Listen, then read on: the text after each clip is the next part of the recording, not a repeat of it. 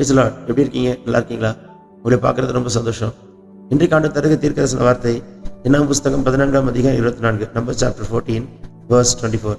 என்னுடைய தாசனாகிய காலை வேறே ஆவியை உடையவனாய் இருக்கிறபடினாலும் உத்தமமாய் என்னை பின்பற்றி வந்தபடினாலும் அவன் போய் வந்த தேசத்திலே அவனை சேர பண்ணுவேன். அவன் சந்ததியார் அதை சுதந்திரித்துக் கொள்வான். வேறு ஆவி உடையவனாய் இருந்தான், உத்தமனாய் இருந்தான். அவன் போய் வந்த தேசத்தை அவனுக்கு கர்த்தர் சுதந்திரமாக்கி கொடுத்தார். நீங்க கால் எடுத்து வச்சுட்டு வந்தா அது உங்க கைக்கு வரணும். நீங்க கால் எடுத்து வச்சுட்டு வந்தா அது உங்க கைக்கு வரணுமா?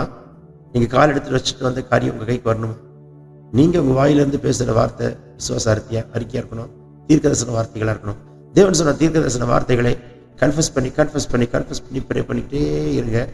நிச்சயமா நீங்க சாட்சி சொல்வீங்க, கண்டிப்பா சொல்வீங்க. வானம் திறக்கப்படுகிறது. எல்லாரும் கால் வச்சாங்க, நீங்க கால் வைக்கும் போது உங்களுக்கு இருக்கிற விசுவாசம் பெரியது. நீ கால் வச்சு வந்தீங்க, நீங்க மனிதனை பார்க்கல, கர்த்தருடைய திட்டத்தை பார்த்தீங்க. ராட்சதர்கள்லாம் அங்க இருந்தாங்க. காலை உங்க கண்ணுக்கு ராட்சதர்கள் தெரிந்தார்கள். ராட்சதர்கள் பெரிதா தெரியல, கர்த்தர் தான் உங்களுக்கு பெரிதா தெரிந்தார். உங்க கண்ணுக்கு கர்த்தர் தான் பெரிதா தெரியணும். சுற்றி இருக்கிற எந்த ராட்சத ஆவியும், எந்த ராட்சத ஆவியை கண்டு பயப்படாதீங்க. கர்த்தர் உங்க கூட இருக்கிறார், சாட்சி சொல்வீங்க. பிறந்த நாள் திருமணக்காரர்களை தொட்டு ஆசீர்வதிக்கிறார். வியாதி நீங்கிட்டு, பலவீனம் மாறிட்டு, பெற்றுக்கொள்ளுங்கள் சுகத்தை. Heal in Jesus' name. Amen, amen. God bless you.